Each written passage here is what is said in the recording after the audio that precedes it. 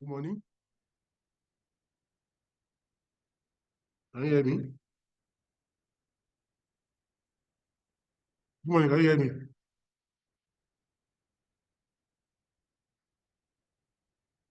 Waiting for others to join.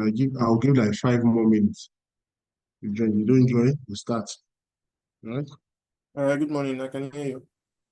Okay. Thank you.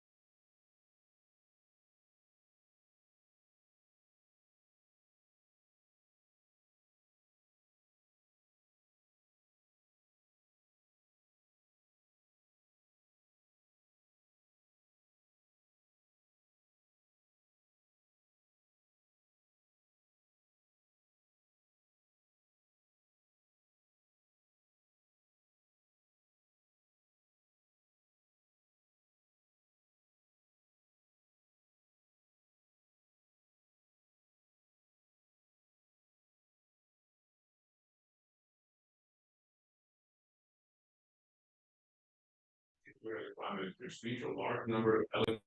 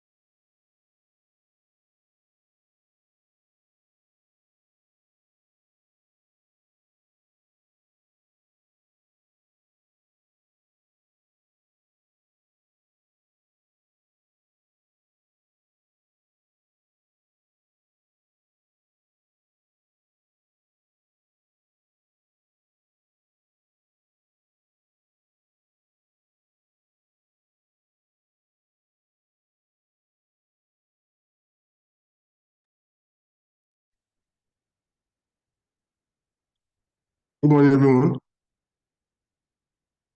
Before we start, I would like to confirm, have we done this chapter before? Audit evidence?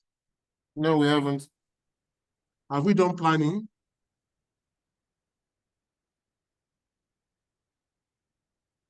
For planning, I know we did audit approach. We've done approach. Yes. Okay, So I don't no know if problem. approach is planning. No problem. Let's do audit evidence now. Thank you. All right. Today we are looking at audit evidence, right? This is one of the key areas in an audit engagement. And as we are discussing audit evidence, it's one of the key areas in audit engagement. And aside from that, for the audit report to be of quality, it all depends on the audit evidence obtained during the audit engagement. And the relevant standard for this that we'll be referencing for audit evidence, it's not one. We have the audit evidence itself, audit evidence audit standard, which is the ISA 500. We're also going to be looking at other auditing standards. So let's start with it. I will not mix it up. So as we continue, I'll be discussing alongside the topic, right? Let's start with audit evidence. What is audit evidence? According to the standard, audit evidence relates to any information used by the auditor to arrive at the opinion on which the audit report is based. Any evidence or any information used by the auditor to arrive at the opinion on which its report is based. So what that implies is that after the audit approach, there is need for the auditor to plan his engagement. After planning his engagement, they will need to also work out how he's going to obtain all necessary information. Now, information you need to understand here is that it's not only written information.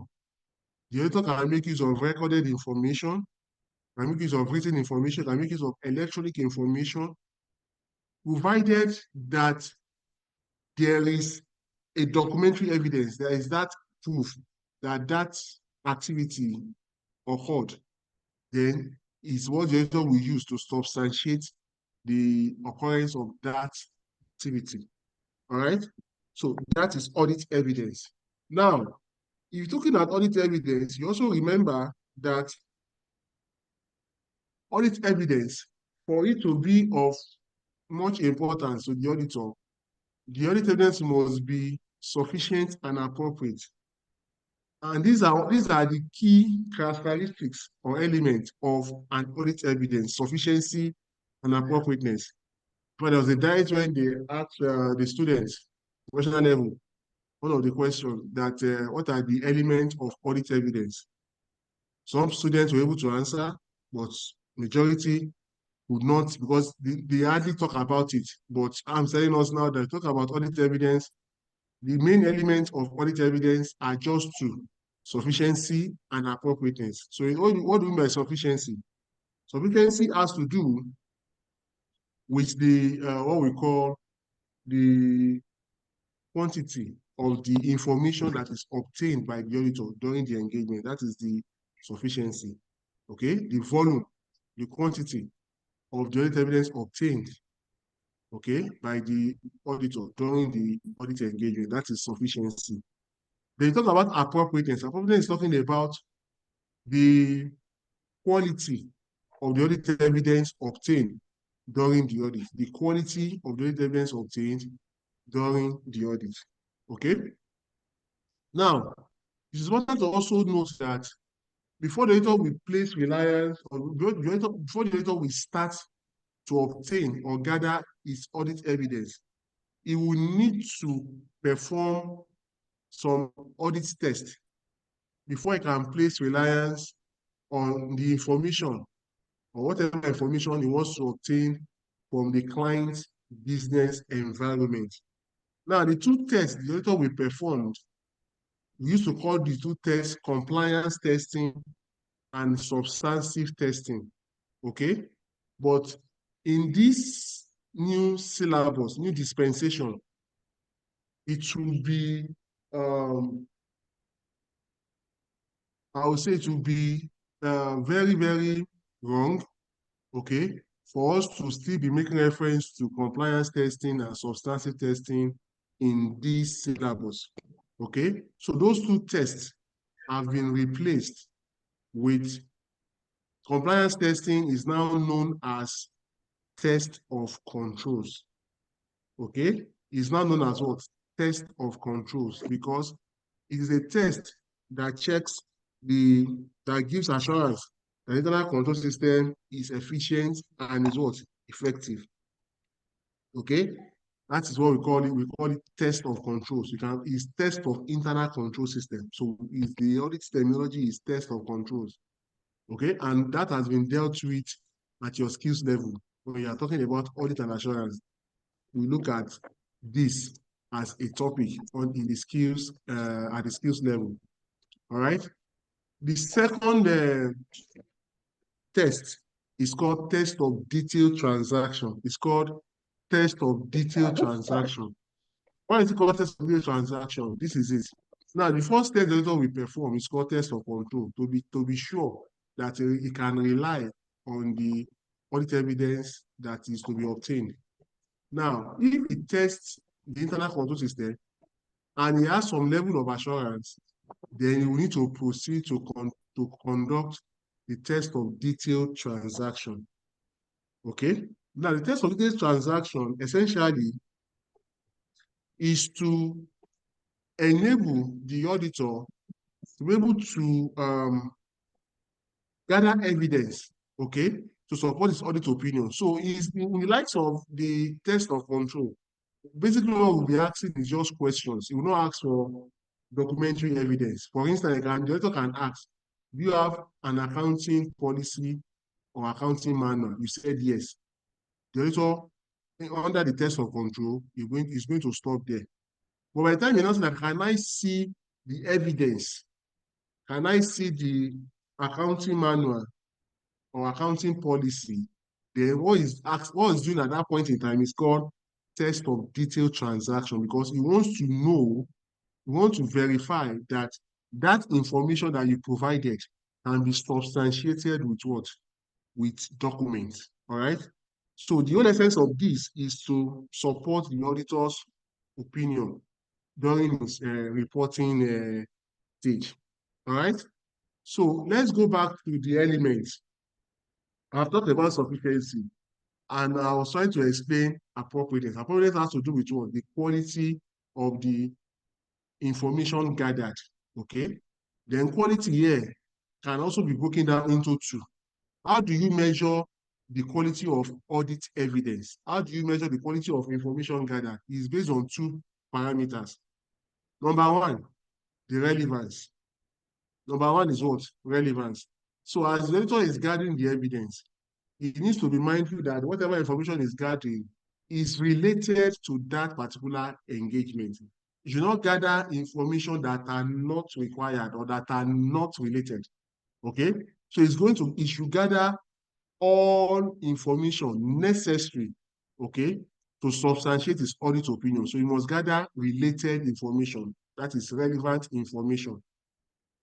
Number two, another element that the auditor will use to measure whether the audit evidence is appropriate or whether it is a quality audit evidence is to be able to assert that the reliability of the audit evidence, reliability, okay? Now, reliability in audit evidence simply means the source of the audit evidence. How does the auditor obtain the information? How? Okay? So, we are talking about how to measure the reliability of audit evidence, right? That will take us to yet another aspect of the audit evidence, which we call Generalization of audit evidence. Generalization of what? Audit evidence. You are still coming back to this one. I just need to explain some things to us. Generalization of what? Audit evidence. So how do you generalize, how do you measure the audit evidence, whether it is reliable? There are these parameters. Number one, audit evidence obtained by the auditor is more reliable than any evidence obtained from the client and by inference. I take it again. Audit evidence obtained by the auditor is more reliable than evidence obtained from the client and by inference. What that implies is that the auditor that is carrying out the engagement, he knows what he wants. And when he gets the information that is required, he knows that, yes, this is the right information. However, the client, sometimes when they present information, the client might not be willing to give all. You know, there's what we call attitude of professional skepticism for auditors. Attitude of professional skepticism, that is, the auditor should be mindful that sometimes the client management might play a fast one on him or her. So if he has the attitude of professional skepticism, then that will be able to reduce this practice, okay, to a minimal level, okay. So what I'm saying here is that the information that he gathers by himself is more reliable than any other information. When I talk about inference means assumption. It's like when somebody is talking and telling you that, it's like, do you have accounting policy? It's like we have. The person is not sure. So that can be taken as what? Inference. Okay? So that's why I say that, you know, that even in English, you say that assumption is the lowest level of knowledge. You can't assume, you have to be sure. Right? So the source of that information, the source of that information that he has gathered by himself is more reliable. That's what we mean by that.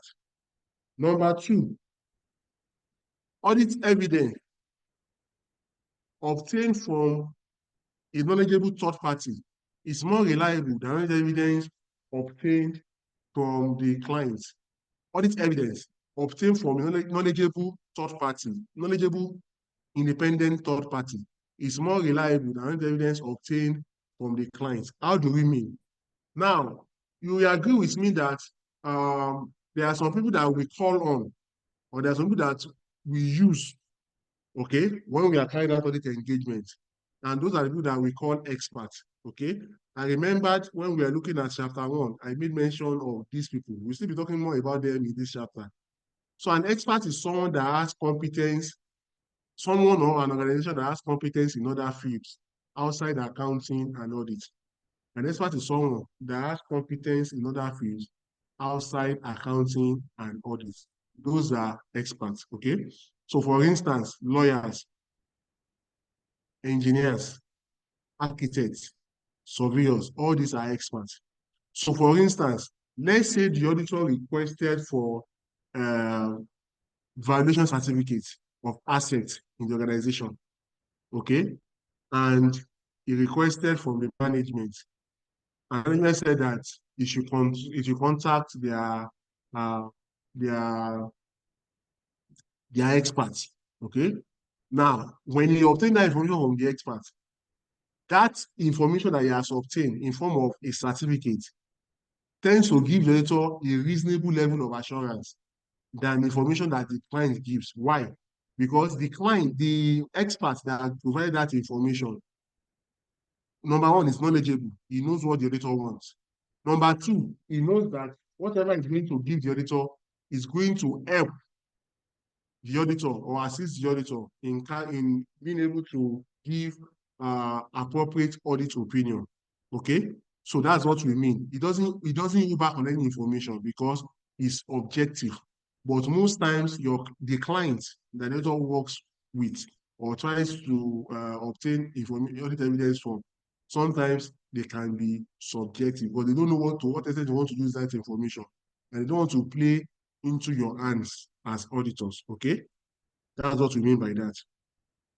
Number three, audit evidence, okay, obtained in an oral form is more reliable than evidence of audit evidence obtained in a written form is more reliable than evidence obtained in an oral form. What does that mean? Now, if I tell you something, I can easily take back what I've said because it is not documented. All right? But anything that has been documented cannot be easily retracted, or is not retractable. So what that implies is that auditor always they don't go with, they are not comfortable when you give them oral information, oral evidence. They normally request for documentary evidence.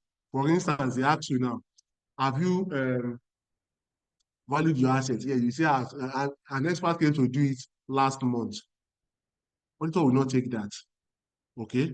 But when you judge the auditor, the expert came last month. In fact, they gave us a report. Then the auditor will say that yes, the information you are giving me is what is complete. When you say that expert came last month, they did the work, you don't provide any evidence. So if the auditor asks you later on and say, where is that document? Say, I never told you that they did any report. It can easily be what? Be denied. That's why we don't always believe in what? Documentary evidence. That's why I said that audit evidence obtained in a written form is more reliable than audit evidence obtained in an oral form. And the last generalization is this. Audit evidence obtained in original copies are more reliable than audit evidence obtained in photocopies. Audit evidence obtained in original copies are more reliable than audit evidence obtained in photocopies. Why? Photocopies can easily be what? Adulterated. Photocopies can be forged. Okay, original. Most times you always have one original document. You don't have two original. Okay, certificates, most times it's just one copy. That's the original. Because it's been proven time with that number that photocopies can be used to perpetrate fraud. Okay. In fact, if the auditor or the accountant, they are not careful, they might have used an invoice that they have submitted in photocopies and make the same payment. That means they're making double payment just on one transaction. Because what? Because it's photocopy. Okay, that's why the auditor always requests for original copies. So those are how the auditor measure the reliability or the source of the audit evidence. Okay. Does anybody have any question? Is there any question? Any comment? Any observation? Okay. I think we are good. All right, that's fine. So I was talking about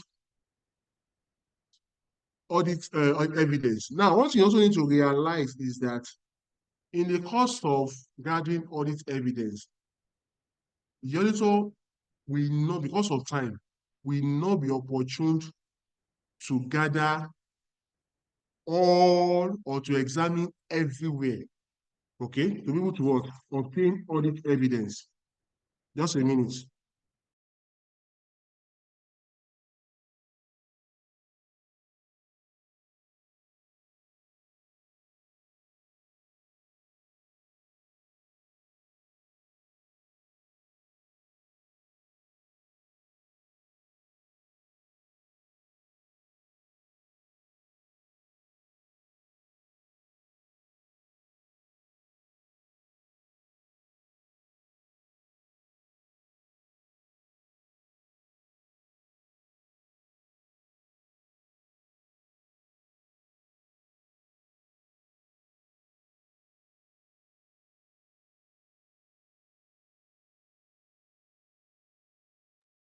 Okay, so I was saying that the auditor, in the course of performing his audit engagement, he will not be able to look at everywhere. All right. So that is why when we talk about the audit approach, we look at different approaches the auditor can use, which we have talked about in previous chapter. So what that implies is that you will need to employ or deploy what we call samples. You need to get what? Samplings. Okay, we call it audit samplings. So audit sampling, what that means is that the auditor will, just like we have it in statistics, is to take a part of a population, okay, and use the result from that percentage that has been taken to represent or to generalize the entire population. That is sampling. And the same thing that the auditor will also do, okay? The auditor will take samples from the client's environment based on the areas that he has is looking at, okay? So from those areas, you take samples from them, and whatever it gets from those samples, you will use it as what? As the conclusion for the entire population, because sample is part of the population, okay? Now, that does not mean that when he takes sample from the population, he or she is not prone to sampling error, because sometimes the sample that he takes from the population might not be a true representative of the entire population, all right? So if he takes a sample that is defective, then that means that it's going to affect his result. Okay, the sampling result, it will affect the what? The sampling result. That's why we talk about the sampling risk. Okay, that's what we talk about, or the sampling risk. So the sampling risk is the risk that the auditor will reach a different opinion based on the sample selected that he would have reached if he had tested the entire population. You see what I'm saying now? Okay. In order to reduce sampling risk, samplings have to be selected in such a way as to be a representative of the whole population, which is what I've also talked about. Okay. So that is that about sampling risk. You also need to know is that just like we have it in our, when we are doing our project defense in our various institutions, when we are about graduating, there's what we call tolerable misstatements, okay? So what that means is that, remember your project, we are doing your project chapter 4, we have data collection and analysis. When we talk about the degree of freedom, 1% and 5%, right? So the same thing is what we are saying here. So the auditor will also deploy the level of what? Tolerable misstatement. That is, when there's a mistake, when there are misstatements, there's a limit to what can be allowed. Okay, that's what we mean by misstatement. Okay, so that's what I need to explain to us.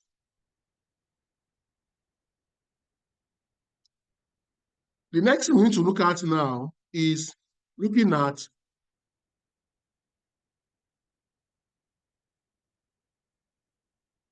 the audit evidence. We're still looking at audit evidence, right? And at this junction, what's the benefits of using the audit evidence? What's the benefit of the audit evidence that he has obtained? Number one, it's going to enable him to draw reasonable conclusion. All right.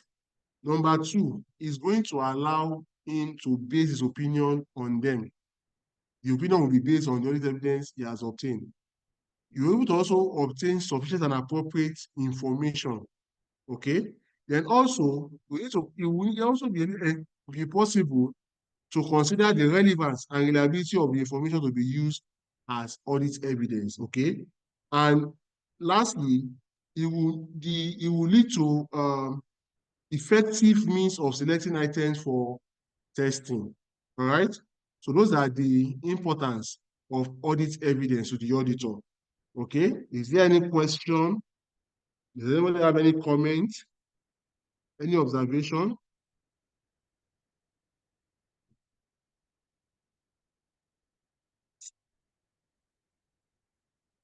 Okay. I think I can proceed since there's no question. And there's what we call expert. I've explained expert to us. And I said I need to also explain to us that there are two types of experts. We have auditors experts and we have management experts. Okay. Now, they are the same, but the difference is that, as the name implies, management expert means that these are the experts that are employed or consulted by the management. And we talk about auditors experts, we mean that these are the experts consulted or used by the auditor. That's what makes the difference. But practically the functions are the same, but their functions are to their respective principals, the person that asks them or the person that has employ them, okay, to be used. All right. So I need to let us know that. All right.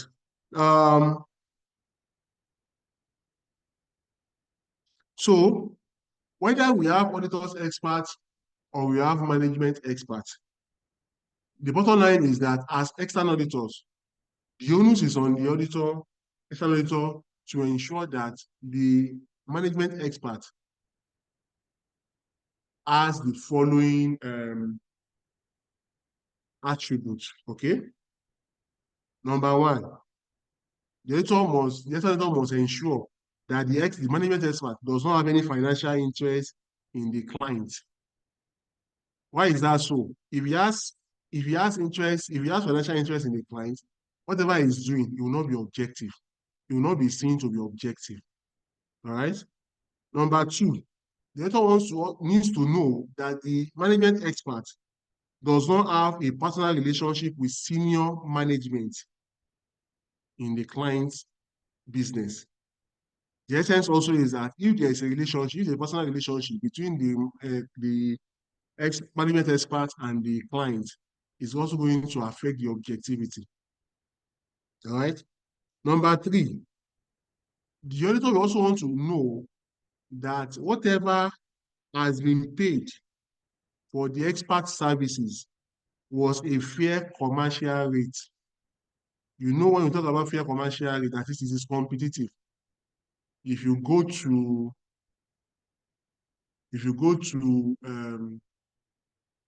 ask for people with similar interest, right? Sorry.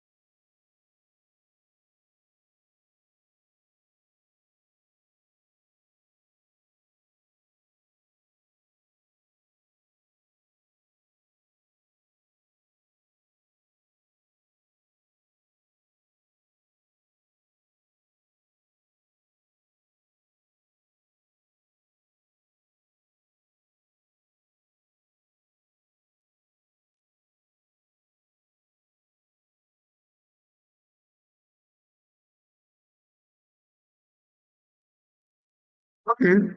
Sorry, let's go on. So I was talking about management experts, and I said that for management experts, there is a need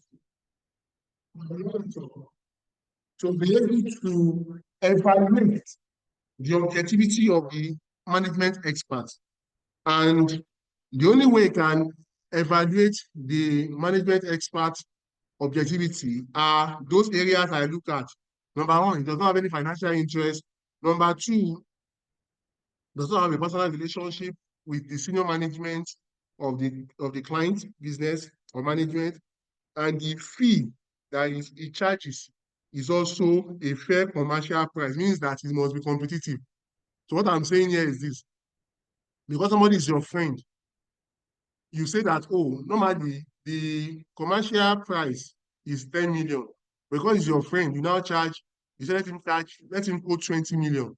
So at the end of the day, you now divide the money, the excess between the management and the other expert. That's what I mean by fair commercial price. Also, the auditor must also review the contract, okay, with management expert to look at the terms and conditions, because some information are hidden in that terms and condition, and if it's not properly studied, you might not be able to have more information as to what are the things that are contained therein.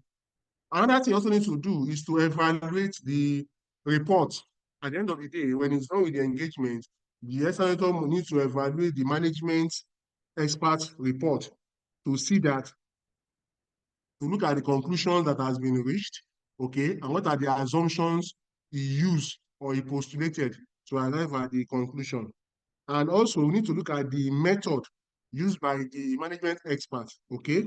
There are different methods for different type of engagement. We thought we look at it to see how competitive or how professional is the method that has been deployed. All right? So those are the areas the auditor will look at in terms of the management experts. I've talked about this one. Okay, I've talked about this. Does anybody have any question on this before we continue? Any question, any comment?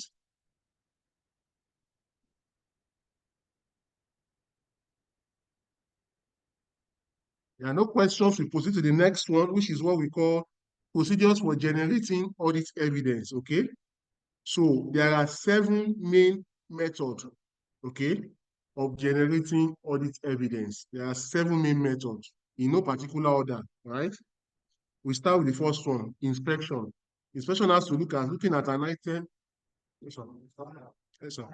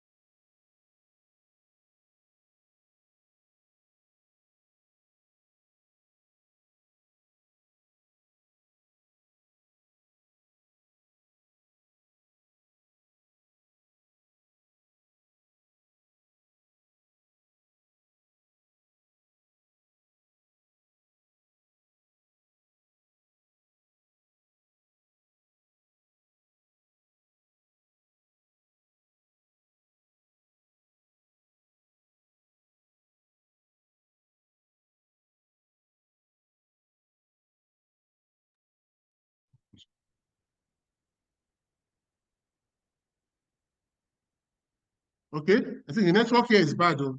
I'm struggling to connect also. I don't know if you can hear me now. Okay, I was talking about the method of obtaining audit evidence. Okay, there are 7 main methods. The network is better now. Let me quickly rush on this. The method of obtaining audit evidence, there are 7 methods, right? The first one is inspection. That's looking at an item such as tangible assets, documents, entries of accounting records. So what that means is that one of the ways the auditor can obtain audit evidence is by looking at the records. Okay? By looking at the records, you're able to know whether the records are correctly posted or not. And sometimes for assets, you have the asset schedule. Now, your asset schedule, so there are some assets that have been disposed of in the course of the year, which they've not been taken out from the asset schedule. So by performing inspection, you're able to know whether those assets, they are still in existence or not. Number 2 method of obtaining audit evidence is observation, which is watching physical stock count. That is, you allow somebody else to perform a procedure while you watch, while you take note of your own observation. You allow someone else, okay, to perform a procedure while you note your observation, okay? So a classical example is stock count. When they're doing stock count, inventory count, the external auditors, one of them will be observing, you will not be involved in the counting. Okay, one of them will be involved in the what? Observation. The essence of that is to ensure that everything is counted and there is no item that is omitted. Okay, that is what you mean by observation. You are just taking notes. The third one is inquiry. Inquiry now is another procedure that relates to seeking information on eligible persons inside or outside the entity. So in this one, you're asking questions. You know that when you ask questions about certain things, you get clarification, okay? You want to understand how does the process work. You are making an inquiry. By the time they explain to you, the process owner explain the process to you, you're able to have a proper understanding of how the process operates. The fourth method of obtaining audit evidence is what we call external confirmation, okay? External confirmation.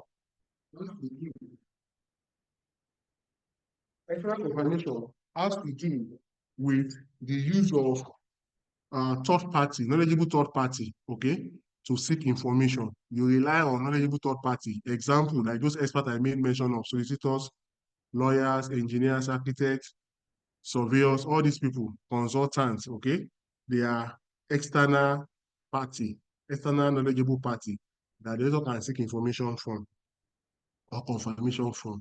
Then we have recalculation. Recalculation is another method of obtaining audit evidence by checking the mathematical accuracy of documents or records, okay? Sometimes you look at the asset schedule, you look at the way you look at the summation. Sometimes you look at the calculation, okay? For instance, you bought an asset in the middle of the month, you're not supposed to charge a whole month for it, okay? So by computing, by recomputing the depreciation value, be able to determine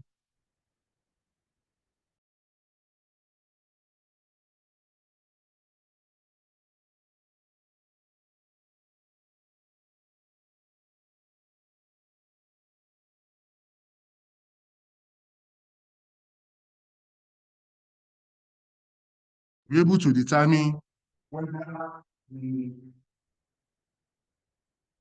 able to determine whether the calculation is correct or not correct.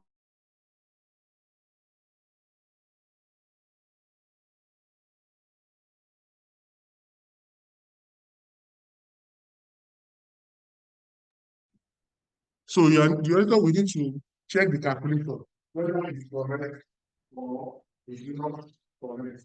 Alright? So that's what the auditor will do in that regard. The next one is called the performance. The performance is after the auditor is another procedure that involves independently carrying out procedure or controls, which were originally performed by the client. Okay, what does that mean? You ask for process flow. on your ERP, on your client ERP, and he explains it to you, you now say that, okay, can I initiate a transaction on the system? So by initiating a transaction on the system, what you are doing is known as what? Re-performance. Okay?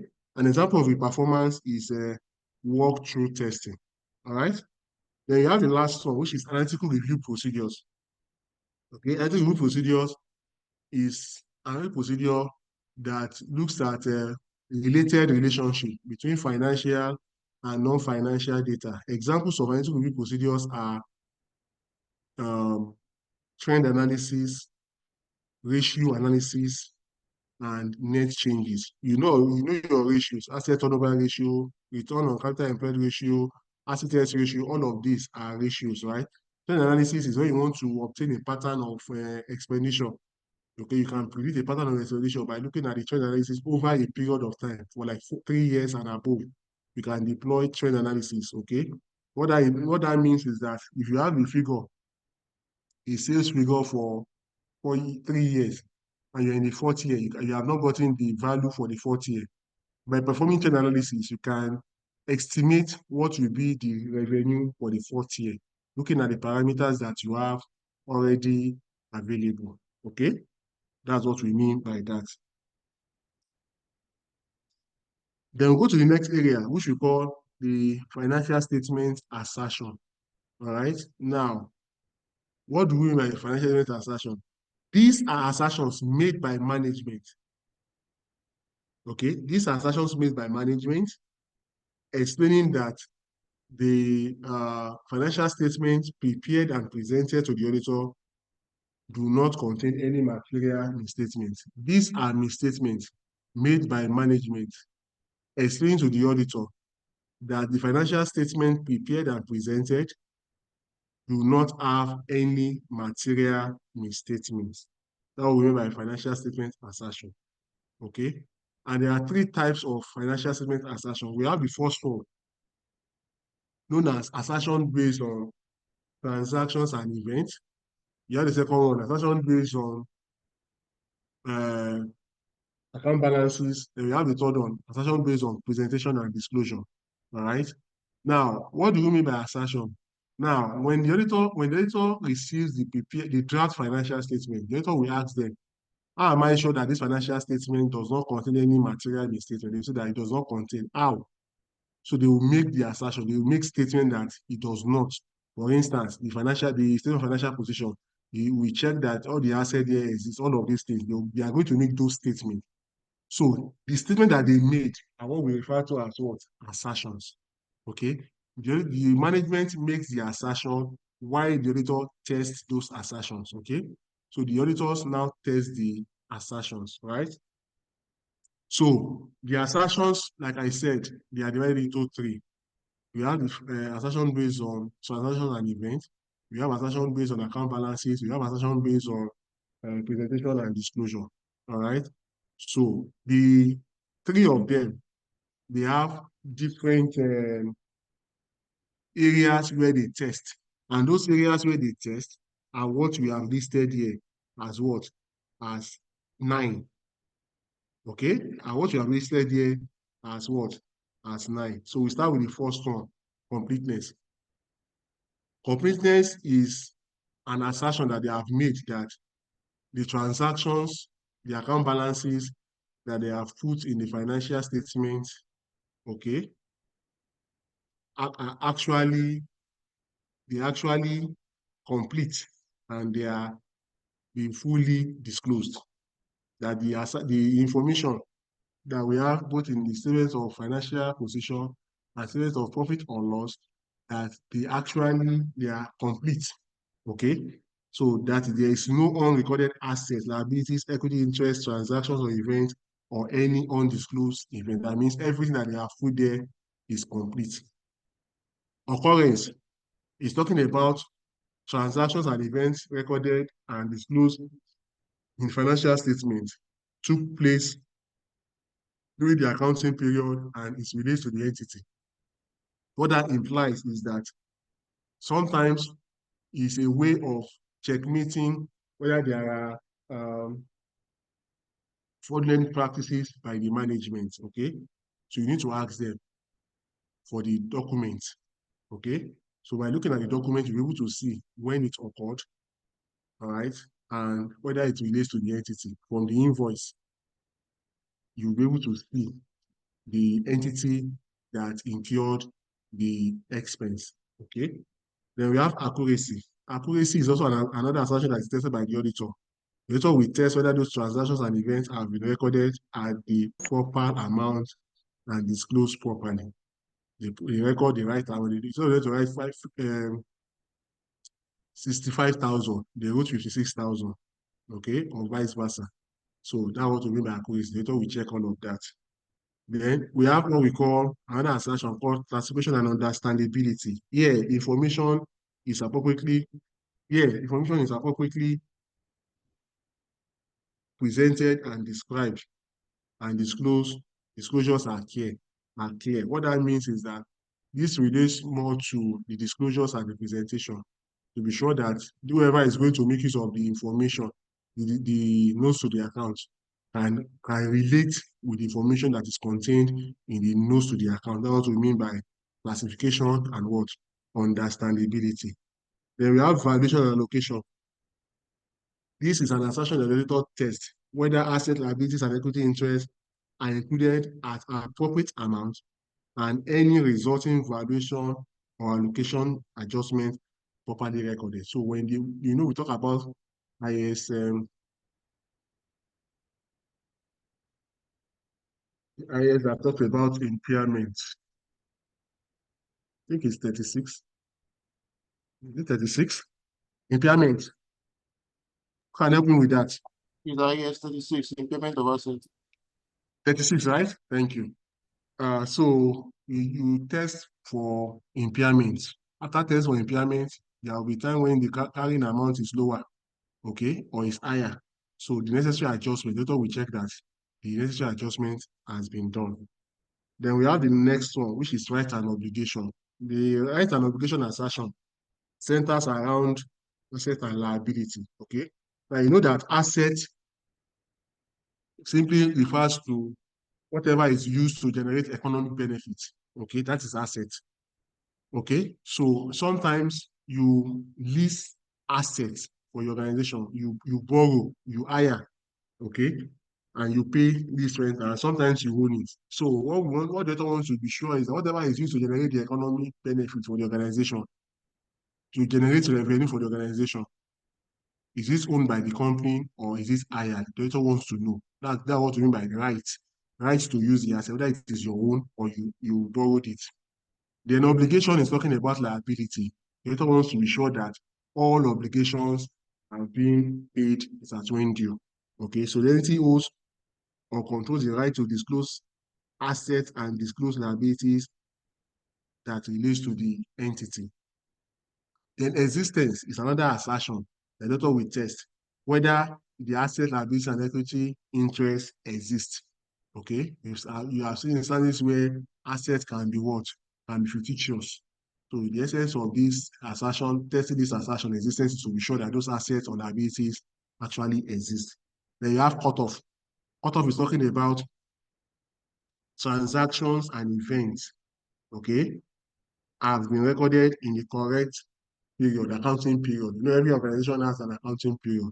So you should not be posted into the other period. You should be into the accounting period where the expenses relate to or where the expenses occur.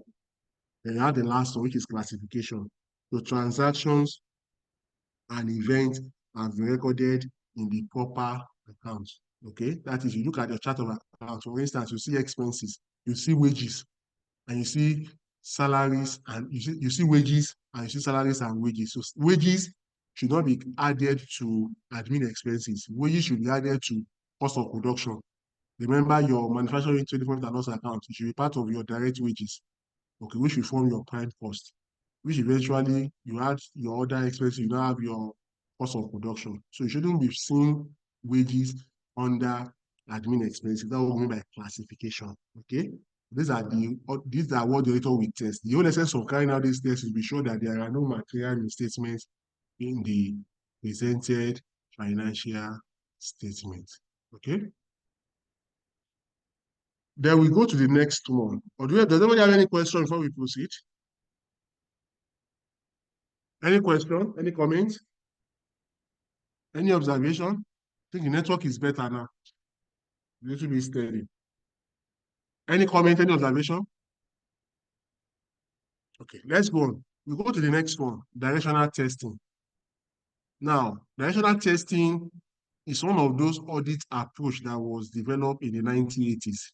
Okay, so this test, this approach replicates the what we called the double entry principle. Okay, it obeys the double entry principle. What do I mean by obeys double entry principle? What I mean by that is that is an approach, okay, that the auditor utilizes that identifies where there are misstatements. So what that means is that if there's a misstatement on the debit side of the trial balance, there will always be a corresponding misstatement on the credit side of the trial balance. That is the meaning of directional testing. You spotted a misstatement on the debit side on the trial balance. If you look critically, the credit side will also have the same amount on the credit side. So when you use that approach to detect where there are misstatements in the trial balance, okay, it is known as what? Directional testing. Okay. So how does it benefit the accountant? The auditor, sorry. It benefits the auditor in the sense that it means the auditor to clarify its objective. It helps the auditor to clarify its audit objectives. Number two, it focuses the audit work on areas of high audit risk. Those areas that are key areas, key risk to the organization, to the client business. You can use directional testing in those areas. Number three, it links together the result of audit test. So when you have finished performing your audit test, you can combine all together and try to deploy directional testing to be sure that there are no errors in the result that has been gotten or derived from those tests. Okay, so that is what we mean by directional testing. Okay.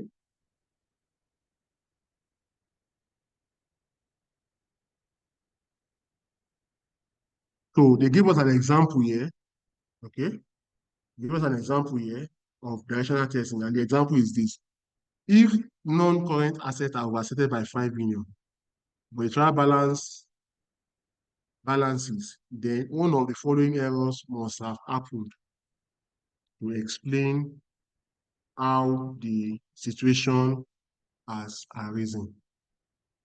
How the situation has arisen. That is, when you have an overstated amount of non-current assets, these are the possible things that could have happened. Number one, another asset would have been understated. That is one. Number two, liabilities could have been overstated by the same amount. Income would have been overstated by the same amount. Expenditure also could have been understated by the same amount, or a combination of the above four that I've talked about. Combination of understatement of assets, overstatement of liabilities, overstatement of income, and understatement of expenditure. The combination of all of them, okay, will be able to give you the reason why there is a misstatement in that regard. All right, that is what the approach we try to explain in that approach. Okay. Another area that you need to look at is looking at analytical review procedures under ISA 520. You know that I've already talked about analytical review procedures. Is a method of obtaining audit evidence. Okay, it's one of the audit procedures for obtaining audit evidence. And I explained that it is a procedure that checks relationship between financial and non-financial data. All right. So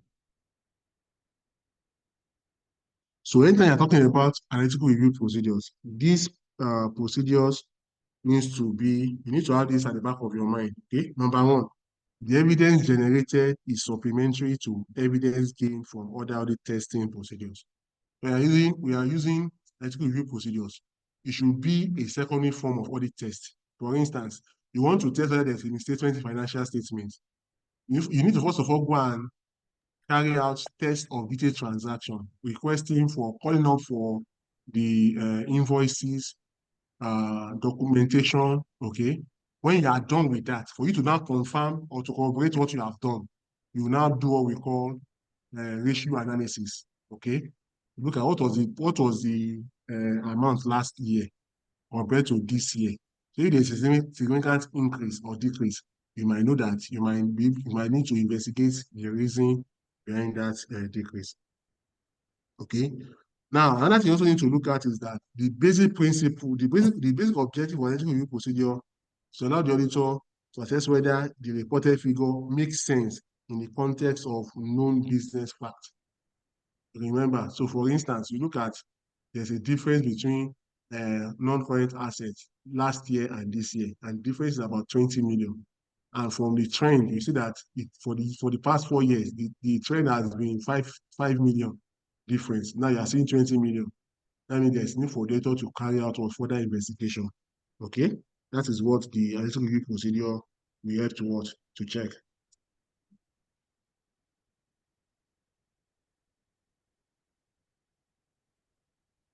All these are looking at, I talk about ratios, trend, and relationship. That's what they are looking at here.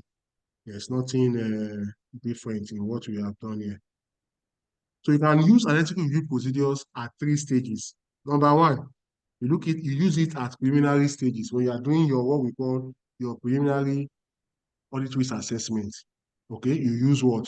Analytical review procedures. You look at the draft financial statement that was presented before the audit starts.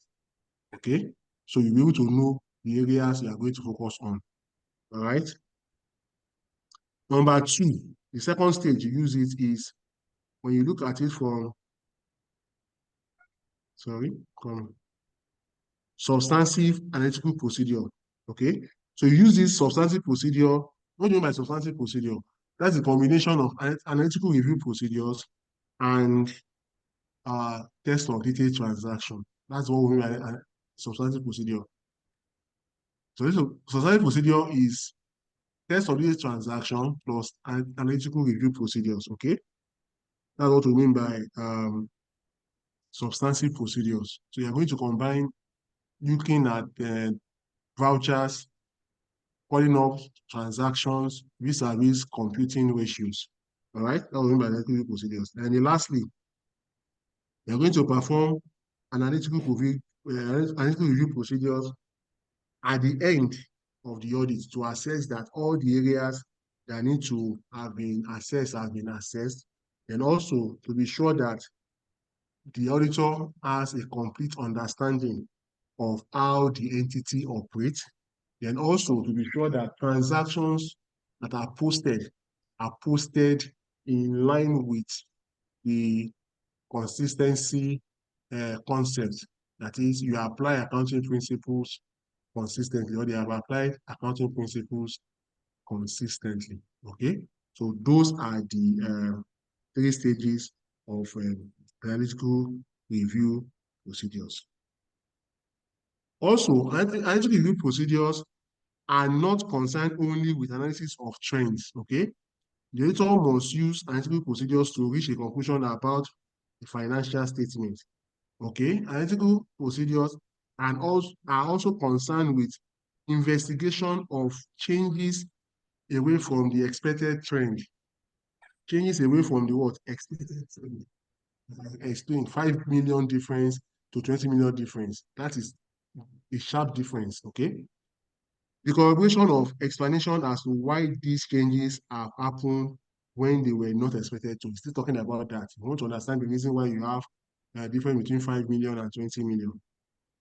All right. So those are what you need to know about analytical review procedures. All right. Any question before we proceed?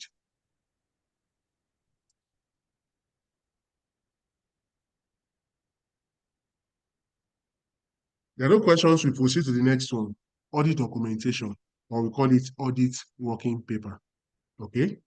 So the definition of audit documentation or audit working paper is similar to audit evidence. Okay. It means audit evidence, audit documentation or audit working paper refers to all the information obtained by the auditor.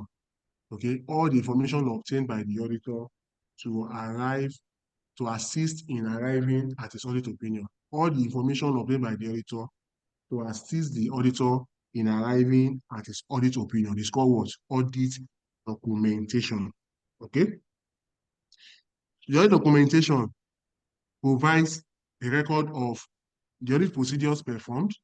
When talking about audit documentation, it includes the audit procedures performed, the audit evidence obtained, the conclusions reached, a sufficient appropriate record for the basis of the audit report, and evidence that the audit was planned and performed in accordance with ISA and an applicable legal and regulatory framework.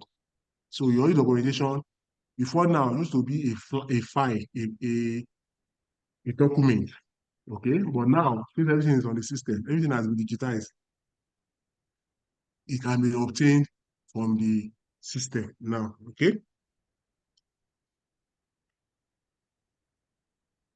So the documentation ought to be prepared on a timely basis, okay? You prepare the audit documentation timely, all right? You need to prepare it on time. And from the information that I know of, that I've gathered over time, it is done, I think it's 30 days or 30 days or 60 days after the audit has been completed. That is, you compile the audit report 60 days. The audit documentation 60 days after the audit report, when the engagement has been completed, okay? The 60 days, you compile everything together. All right. So that is the standard. All right. So the auditor needs to understand that in the course of preparing the documentation, there might be need for him to ensure that the auditor will need to confirm that the audit documentation for this year, if there are instances that you need to look back to last year, the auditor needs to carry out that, the auditor needs to establish that. You know, there are times before you start your audit documentation, you need to look at what you did last year. Where did you stop? And you continue from there. Okay? So we need to be able to understand that there's a relationship between the last audit engagement and this one. So the nature, timing, and extent of the audit procedures performed, the result of those procedures and the audit evidence obtained, and significant matters that arose during the audit and the conclusions reached thereon. There's supposed to be a relationship between what was done last year and this year. Okay? The auditor is also required to document discussions of all significant matters and how any inconsistency with the final conclusion or significant matters were resolved, as well as justify any departure from the basic principle or relevant procedures specified on the ISA. That's International Standard on Auditing. Okay? So the auditor needs to be sure that everything that is important is documented. You shouldn't leave everything to the fact that, oh, I've recorded it in my memory, in my brain. I will not forget. You need to document it because sometimes you will have sleep. You have some slips in the memory. You should not be able to remember what was discussed. But if it's documented, you can easily refresh your memory by reviewing what has been documented. So what are the reasons for documenting audit? Okay, why do we need audit documentation? Now, the reasons are: number one, it enhances the quality of the audit work. If it's documented, you can improve on what you had last year from this year. Okay, so your this year should be better than last year. That is what you mean by enhance the quality of audit work. So your lessons from last year, you shouldn't repeat them this year. Number two, it facilitates an effective review and evaluation of the audit evidence. Okay, so you can look at the documents, you can look at it critically. Number three, It assists the audit team to plan and perform the audit. So once you have documented it, it is easier for you to look at it and how you want to obtain the audit evidence. Number 4, it assists supervisors in directing and supervising the audit work. So from the audit documentation, you're able to know who you are to assign to certain tasks based on their what? Based on their area of competencies. All right. Then it also ensures members of the audit team are accountable for their work. So those that have assigned responsibilities, they are held accountable for those tasks and activities that they are expected to perform. Another importance of audit documentation is that it keeps a record of matters of continuing significance to future audits. So if you have a lingering issue from last audit, you can utilize this period, this current period, to reflect on what was done last year with a view to understanding what will be done in the future. And also, it enables experienced auditors with no previous connection to have an understanding of how a good quality audit work can be done. So it's for what that means is that for training purposes. So someone that has just been employed as an external auditor, they can look at previous audit working paper to be able to understand what are the procedures that have been carried out. Okay, so that when it comes to his own, turn, he will also be able to replicate same. Okay, so let's look at the form, content, and extent of audit documentation.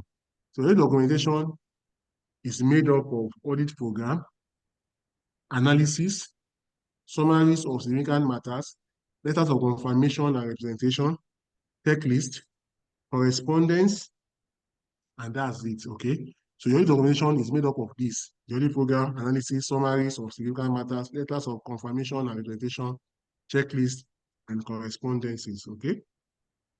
It's also important to know that audit documentation is divided into two. You have the permanent audit file, you have the current audit file. The permanent audit file contains information that are likely to be of significance for every annual audit of that client. That is, they don't change. That's why they call them permanent. They don't change. They're not likely to change. Example of those that are not likely to change from the client is their legal constitution. What's the legal constitution? The articles of association and memorandum of association. Okay. Number 2, other important legal documents such as loan agreement. Past executed loan agreement cannot change. Okay. It becomes a past document. It cannot change. It will become part of the permanent audit file. A summary of the history, development, and ownership of the business. That one cannot change. How you started your business can never change. Even for Microsoft business that has gone to a Fortune 500 business, you cannot deny how it started. For an Apple corporation that has turned into a Fortune 500 business, cannot deny how they started, okay? Never despise the small beginnings, okay? So that cannot change. Then copies of financial statements for the previous period also cannot change. So that will also be contained in the permanent audit file. These are the documents, these are the information that are contained in the permanent audit file. Any information you can think of that are not likely to change. Okay. So this list is not exhaustive. You can add to it, but anytime you add it to it, just evaluate that. And this information change. And now that is not here is the accounting policy. Accounting policy, they don't necessarily change every year. Okay. So that will also be there. All right. The current audit file. The current audit file contains, that's the second type of audit documentation. The current audit file contains information of relevance to the current year audit. That is any audit, the current year audit that you are doing, all the information that are contained therein are what will be called, supposed to be contained in what we call the current audit file. Examples: you have the final financial statement and audit report. That is the draft financial statement and audit report will be contained in the current audit file. Summary of audit adjustments and those that are not included in the final reported figures, okay? You know audit adjustment journals, right?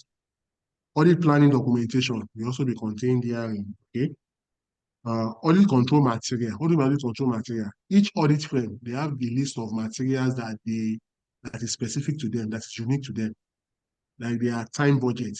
It's not the same for S and Young and PwC. How they allocate their time might not be the same, okay? point, the form, you're looking at the form now, the document might not be the same, but the objective is the same. Okay, so that's what we mean by that. Then there are other areas, other key audit areas that also contain the stock count report, okay, the sales review, the sales ledger, stock count report, the sales schedules, the payroll schedules, and all the stuff will be contained in the current audit file. All right. So those are the information that are contained in the current audit file. Just know that any information that is of current importance to the audit should be contained in the current audit file. All right. Then let's look at what are those content of the audit working paper. What are the things that are contained in what are the certain content or characteristics of the current of the audit working paper? Number one, every audit paper must have the name of the client. The name of the client must be there. Number two, the accounting date should be there. The period that is being reviewed should be there. A file reference should be there, okay? The name of the person preparing the working paper should also be there. The date the paper was prepared, the name of any person reviewing the document must be there. The date of the review must also be there, okay? A key to explanation of the audit ticks and symbols used in the working paper should also be there. What that means is that if you look at the audit working paper, there are some areas where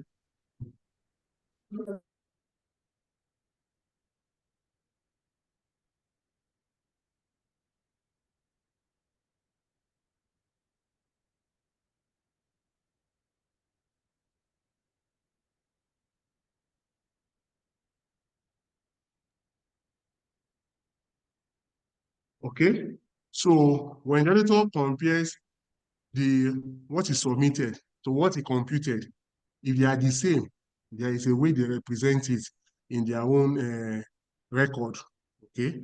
So those are what we mean by audit ticks. So if they are the same, there's a way they will reference it. If they are not the same, there's a way they will reference it. So that later on they go and revisit those areas that were not the same, all right? Then a listing of any errors or omission identified, all right? Then lastly, the auditor's conclusion on the area. So how the auditor conclude on certain areas of the engagement will also be communicated or contained in the audit working paper. All right. So like I said, the audit working paper should be assembled timely, 60 days. Look at it here. It's contained in this material. Look at it.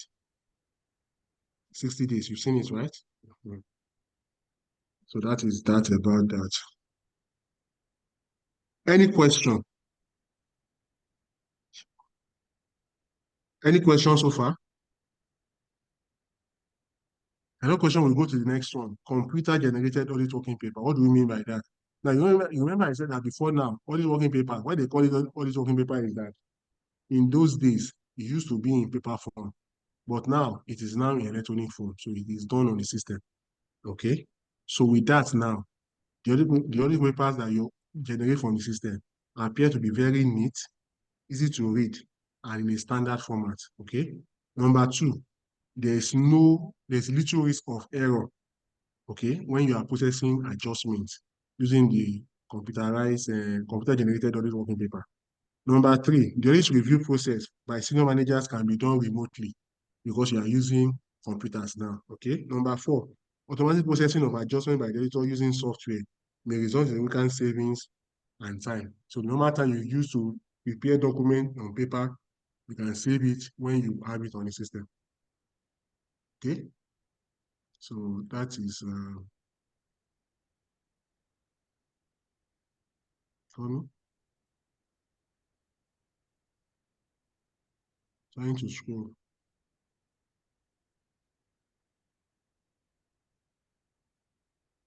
So the other question I need to ask us is this: who owns the audit working paper? If I ask this question, who owns the audit working paper? I need to answer the question because of time. The audit firm owns the audit working paper, not the client. Okay? The audit firm owns the audit working papers. It belongs to the audit working paper. And under no circumstance should the client hold on to the audit working paper. Okay, it belongs to the client, to the audit firm, not to the client. Okay, and also audit working paper should not be destroyed because it can be utilized for tax duty investigation for tax purposes. Okay, so once you have kept it for a long time, you can now archive it. Okay, you store it in the archives, but it should not be destroyed. All right, I need to explain that. Then the other area we need to look at is ISA 550, which is talking about related party and related party transaction. In these areas, I'm going to be summarizing them because what you have here is what I've read it, okay, and I've summarized it. We talk about related party. Related parties are individuals, organizations that might have or expect to have an undue influence on the company that is being audited. So who are the people that that can influence the audit? Management, their family, the relationship, all of them, and have influence on the audit. Okay. So what we are saying here is that the auditor should ensure that it's not a crime, okay, to have related party, but the auditor must ensure that the related party information, their transactions are fully disclosed. Okay, they are what? They are fully disclosed in the financial statements, okay, in the notes to the account, or there should be an information where they document all that relates to the related party. They should not hide or shy away from putting out the information. Okay, that is what this standard is talking about. I'm sure that they follow the right process for this. Okay.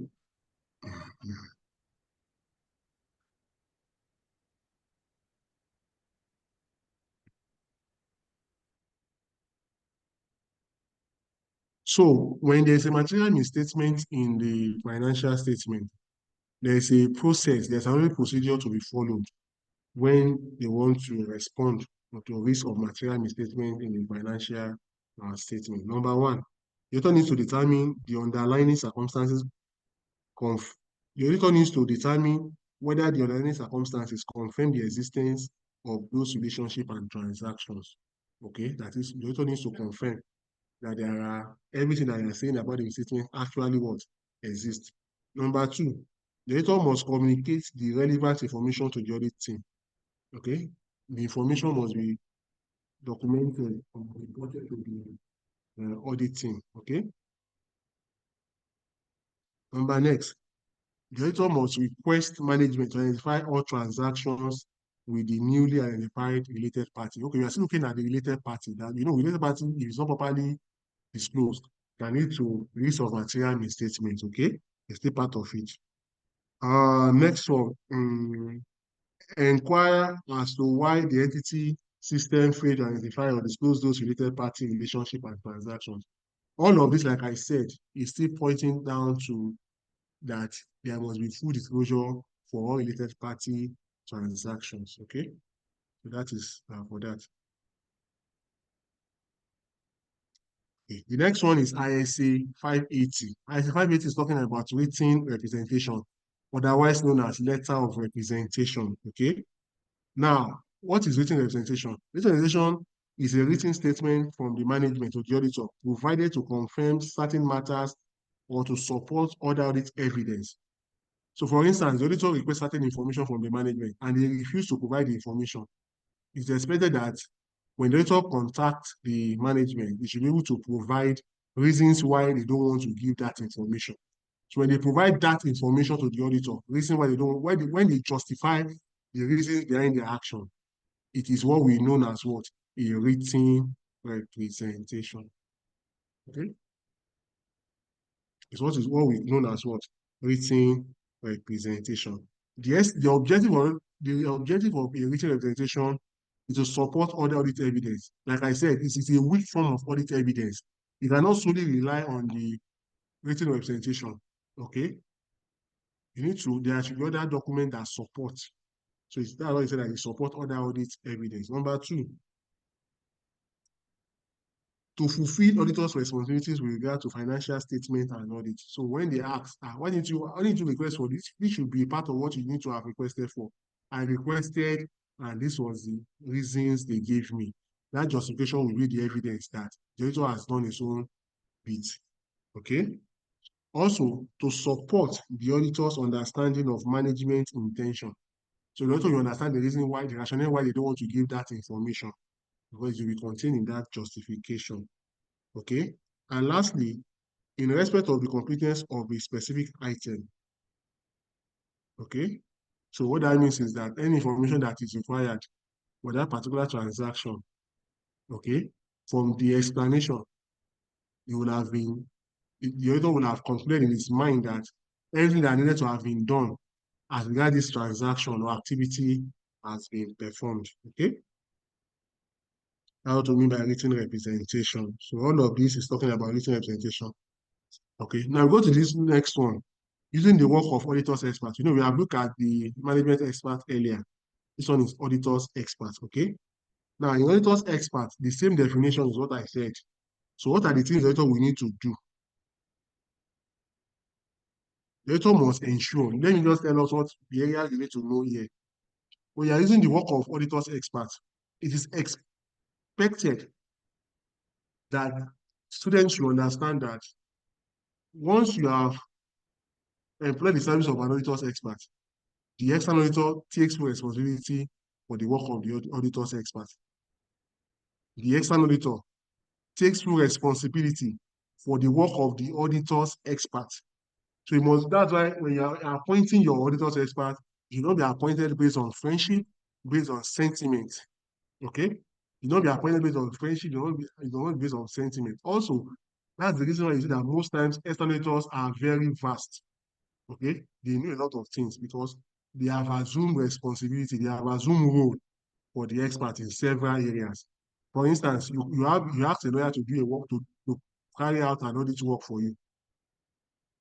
All the terminologies, you need to understand it. So when you're speaking as an auditor, you also be speaking, you understand the legal terminologies as well. Okay? That's what you need to know. So the auditor's expert is something that that is highly risky for the auditor. So he needs to be sure. So what are the things that will make him to be sure before he can place reliance on work of the auditor's expert? Number one, you need to obtain an understanding of the auditor's field of expertise. You need to know where is the area of competence of the auditor's experts. Number two, you need to agree the terms and conditions with the expert, including the scope, objective, expert report, and confidentiality requirements. Number three, you need to evaluate the adequacy of the audit of the expert's work, including the relevance, completeness, accuracy of source data and reasons and reasonableness of expert conclusion. So all those assumptions that the expert use to arrive at his opinion must be understood by the auditor. Like I said, the auditor takes full responsibility for the audit opinion issued and is not reduced in any way by the use of the expert. So that's what I said, okay? That's what I just explained. The next one is ISA 610. What do you mean by ISA 610? The external auditor's reliance on the work of internal auditor. Okay, the external auditor's reliance on the work of internal auditor. What do we mean? Now, internal auditors are supposed to know more than the external auditors. So when the external auditors come to an organization, you need to work together with the internal auditor so that they can have a good relationship and be able to carry out a good audit, a quality audit. However, there are instances when the external auditors come and it says that internal auditors, they are just existing just for formality's sake. They exist just for formality's sake, okay? They are not active. They are not representing, they're not performing their assigned roles. So if the external auditor sees that, we set aside the work of the internal auditors and assume that there is no internal auditor. But before he does that, he needs to evaluate the work of the internal auditor. How will he evaluate it? It starts from the leadership. Who is the head of the department? Is somebody that is knowledgeable about the business? Is somebody that has financial reporting experience? So that they go and put somebody that studies sciences to come and head internal audit with no knowledge in accounting or PGD in accounting or finance, or no ICANN inclined person. Okay, Number two, the external auditors look at the report. You have been there for 1 year. How many recommendations have you made? How many of those recommendations have been implemented? You make recommendations like 10, only one has been implemented. That means that you are not putting your weight as an internal auditor. Okay, so these are the things that the external auditor will evaluate before deciding on whether to rely on the work of the internal auditor or not. All right.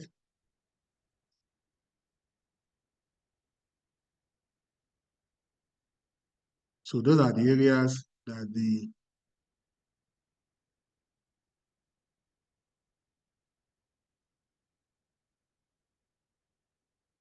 the next one is accounting of accounting estimate, ISA 540.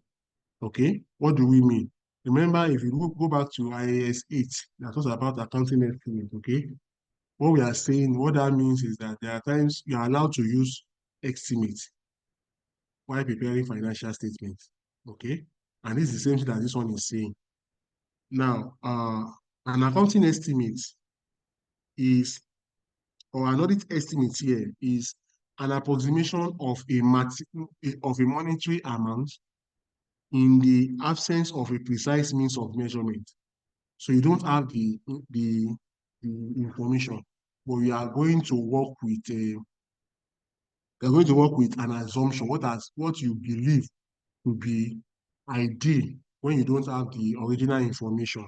Okay, that what we mean by audit estimates. Okay, so what that means, what we are saying here, the whole essence of this standard is that whatever accounting estimate that have been used to prepare the financial statement, the auditor must test whether those estimates are reasonable, okay, and realistic. That is the essence of this standard, okay? The auditor must check that those accounting estimates are reasonable and they are realistic, and all necessary disclosures have been made. Okay, all necessary disclosures have been made. Where did they make those estimates? In the area of doubtful debt, okay, inventory obsolescence, warranty obligation, depreciation method, costs arising from litigation settlement, provisions, outcome of long-term contracts, share-based payments, property or equipment held for disposal. All these are areas that the assumptions or estimates can be made. But the auditor must ensure that those estimates are what? Realistic and what? Reasonable. Okay, so the audit procedure for this are the auditor must ensure that he carries out this procedure. Number one, the requirement for the applicable financial reporting framework in respect to accounting estimates, including related disclosures, they must ensure that they comply with IAS 8, okay? And the one that has to do with related parties, I think it's 24, IAS 24, right? Then also, the next procedure is that how management identify transactions or events that will result in an accounting estimate being recognized. How did they determine it? Later, we need to ask questions, okay? Number three, the auditor wants to know the nature of the estimate, okay? Is it a case of an asset? Is it a case of a liability? The auditor would like to know. Number four, the auditor should also review the procedures used by management to make the estimate, the procedure that they use, how they arrived at the estimate. The auditor will also want to make use of, wants to obtain that information. Also, the auditor will check the amount of an estimate against known fact. Okay, the auditor will check the amount of an estimate against what? Known fact. Okay, those are the things the auditor will need to do when it comes to what? The accounting estimate. Okay, now the last area is this area that talks about what? Audit of specific areas of the financial statement. Now, this area is it contains all the accounting standards that you are expected to know. However, the aspect that we are supposed to look at as auditors here is to look at the auditing aspect of those standards. And there's no way you're going to talk about the auditing aspect of those standards without understanding all the accounting standards. What do I mean by accounting standards? Both the IAS, the IFRSs, both of them. the auditor will need to, the auditor will need to understand all of them and see its applicability to the audit engagement. Okay. Now, like I said, in the current dispensation, the new current syllabus, students are expected to understand those, what we call it, the accounting estimate and, the accounting, the IFRS, that is the International Financial Reporting Standard and International Accounting Standard, okay? So this area will take like another 4 hours if you want to talk about it now.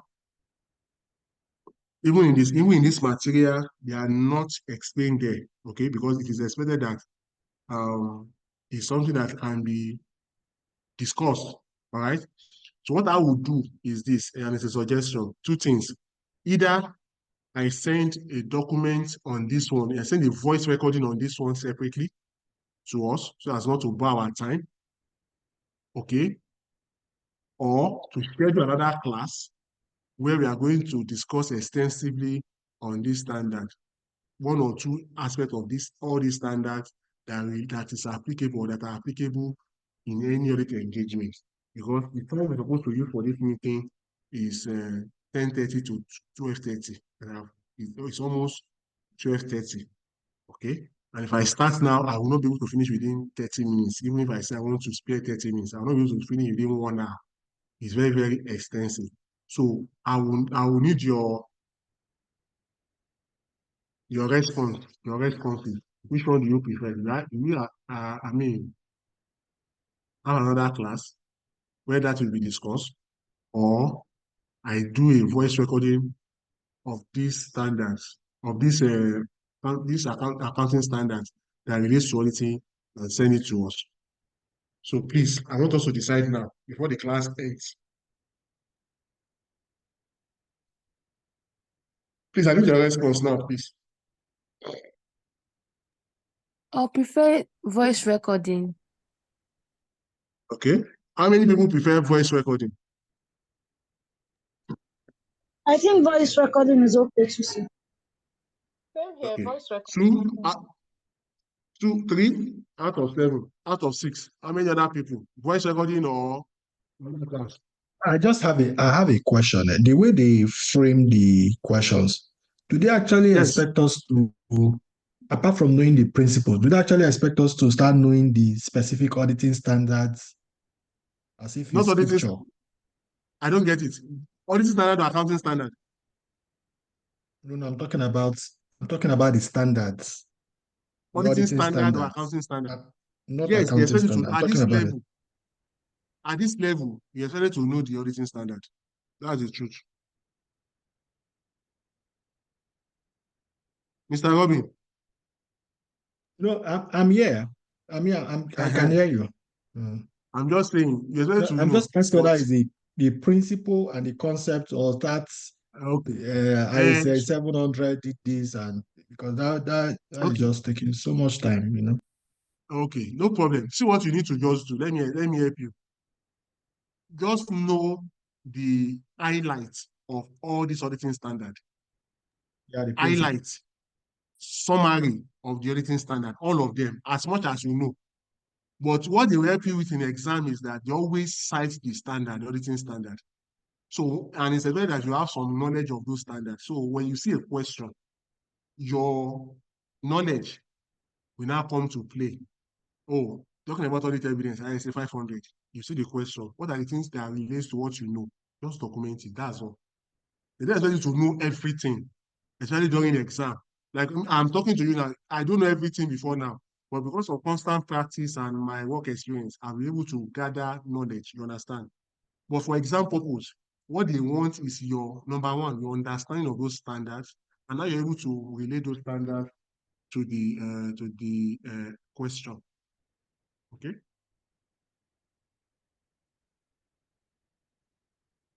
Is that fine?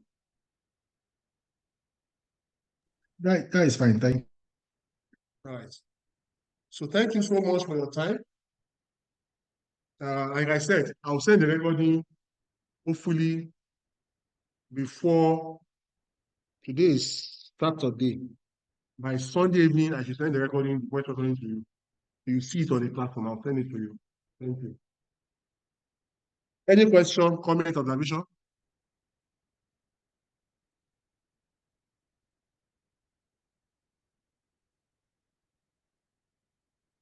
Is there any question, comment, observation? Robin, Zainab, Alero, any question, observation? Just to know which topic No, are we sir. taking next? Yes. Which topic are we I'm taking with next? you. Which chapter? Which topic are we taking Planning. next? Planning. Okay. Audit planning. Okay, that is fine. Audit planning. After that, we have the last chapter. That's chapter 16 for my own end. No, we've not done. Which one is it that talks about liability of auditors? We've not done that one. There's a You chapter should that go to talks chapter about 4. liability. I forgot to know. That's chapter 4. We've not done that chapter 4. Are you sure? No, we've not. Okay, I'll review and check. Okay, I'll get back to you on that. All that is fine. I'll get back to you on that. Okay. I'm trying to check the topics. Okay. I'm coming. I'm trying to check the topic. Just hold on while I check it.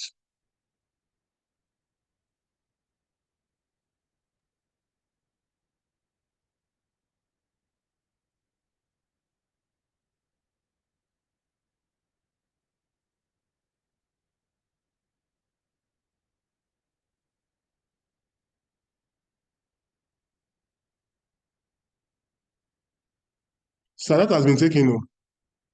Responsibility and liability. We've not done that. What we Yes, did sir. was, no, what we did was, we did something similar. I'm just trying to recall now. We did Just rules of reconnect. professional either of the two. One of them Yes. was not rules of professional conduct and professional responsibility. One of them we did. I don't know which one. Okay, no Out of problem. If three you have and not done four, it, there's we'll one look we at have it. not done. No problem. I'll look into that. Okay. Check it, please. There's one. I think it's this responsibility and liability. We've not done No it. problem. We'll look at that. I'll look at that. Don't worry. Okay. So, but next class we are Thank doing you. planning. By the grace of God, we are doing planning. When next we meet, right? So thank you so much. Hey, that question. Zena, I thought you were trying to ask a question. Or did you?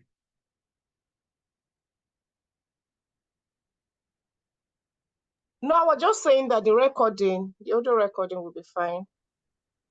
Okay, no problem. That's fine. No problem. Yeah, Okay. thank you. I'll send it to us, like I said. And tomorrow's evening you have it. Sunday evening you have it. Thank you. All right. Have a nice day. Have a nice weekend. Sorry, it's weekend. Have a nice weekend. Thank you so much for your time. If there are no questions again, thank you for your time. I sincerely appreciate. At some point, the network was fluctuating, but at the end of the day, we were able to achieve. Okay. Thank you so much. Enjoy the rest of the weekend. Thank you. The class has been adjourned. All right. Thank you.